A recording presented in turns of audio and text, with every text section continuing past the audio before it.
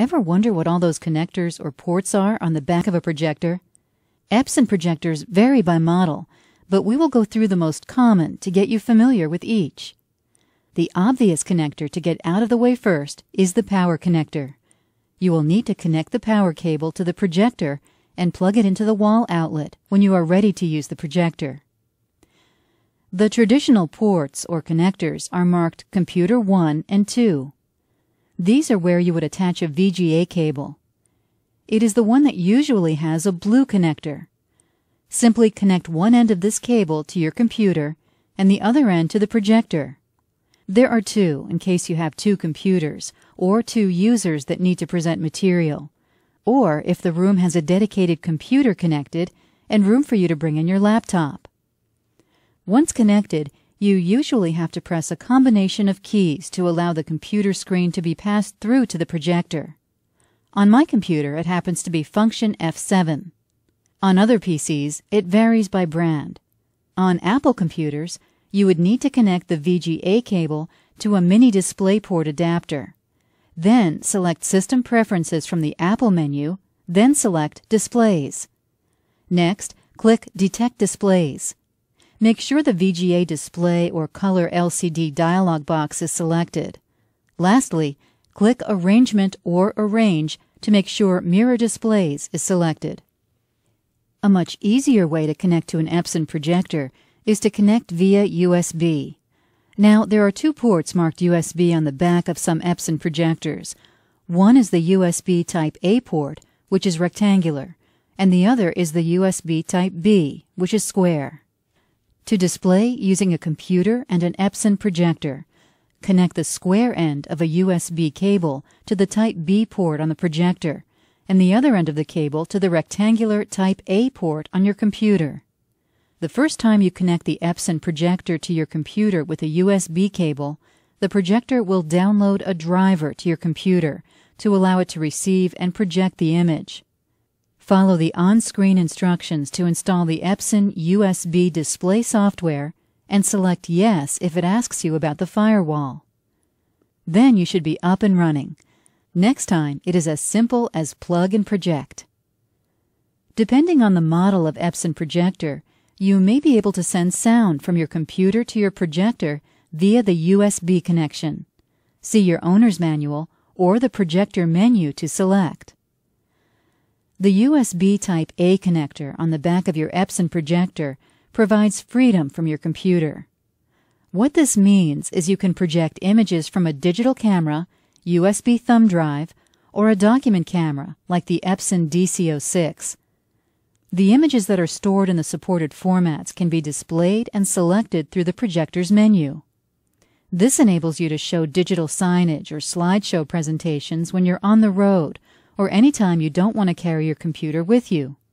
You can connect up to 4 video devices and use the remote control or control panel to switch between them. So, besides the computer ports we discussed earlier, S-Video also allows you to connect the projector to another piece of AV equipment. You may need to select the source button on your projector's remote or on the control panel on top of your projector to start projecting. Composite or RCA video connections produce lower quality images than some of the other video connections, but it is just fine for most applications. These are the cables you have most often seen with your audio-video purchases in the past. This is the 3-pronged cable that has the yellow, red, and white connectors. The yellow connector is for video, the white is for left audio, and the red is for right audio. Connect each end of the cable to the AV device, like your DVD player, and the other ends to the projector. Please select the source button on your projector's remote control or on the projector's control panel if the image doesn't come up automatically. Then you're ready to go.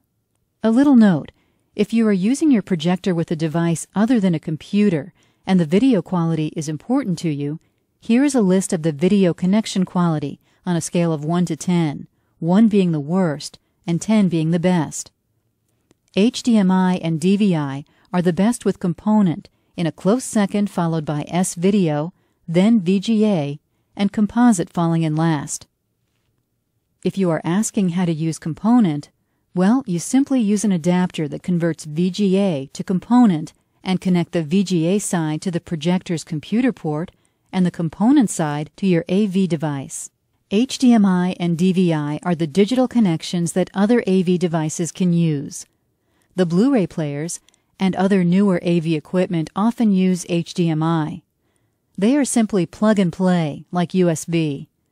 Plug the HDMI cable into the projector and the other end into your AV device. It's very easy. The microphone input jack is used to take advantage of the internal speakers of the projector. This allows you to connect a microphone so that you can elevate your voice level and be heard by more of your audience without shouting at them. It definitely makes for a more pleasant experience for all. Want to show a presentation from your computer with sound? This can be anything from a video or presentation that has an audio track. Simply connect a mini jack cable like this to the audio in port. This will send the sound from your computer to the projector's speaker so that your whole audience can hear it as well as see the images. If you want to attach external speakers that may be louder than your projector's internal speaker, you can do that too. Simply connect them to the audio out connector on the back of the projector and rock the room.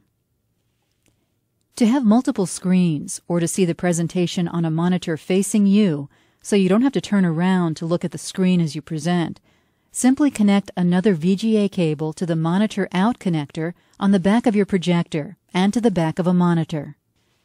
The RS-232C port is there for advanced users. Most people may never have the opportunity to use this, since it is used to download firmware updates to the projector or to use it with a control system. Either way, you need to be familiar with RS-232C connections to use the port. If you are a novice, you can just ignore this one. The LAN connection, if applicable, is also for more advanced use. With this connection, you can connect to the network, which allows you to do several things which vary by EPSON projector model. It can allow you to present images over the network. It can enable remote teaching or reaching multiple audiences simultaneously. Networking allows you to monitor and control your projectors remotely, which can save money. For example, not having to walk to each room to turn off each projector at the end of every day. It can also enable message broadcasting, which is simply using your projector to post messages to multiple locations. For example, if there is a pep rally in the quad at lunch or a sale in the bookstore. It is an instant digital signage to all networked EPSON projectors. Wireless connection, if applicable, is a great way to future-proof your projector purchase. Whether it comes with the USB wireless module, you purchase it separately, or you are connected through an access point to your wired network, this feature can give you freedom to walk around as you present. It is wonderful since it allows you to interact with your audience. To connect the USB wireless module, the port is usually behind a door or in a cut on the front side of the projector. Simply slip the module into the USB slot, close the door, and you are on your way to the software setup. I hope you now have a clearer understanding of the ports on the back of your EPSON projector. This should help give you familiarity with the devices that can enable you to give productive and captivating presentations to any audience, as well as save some money. EPSON understands. You asked, we delivered. EPSON. Exceed your vision.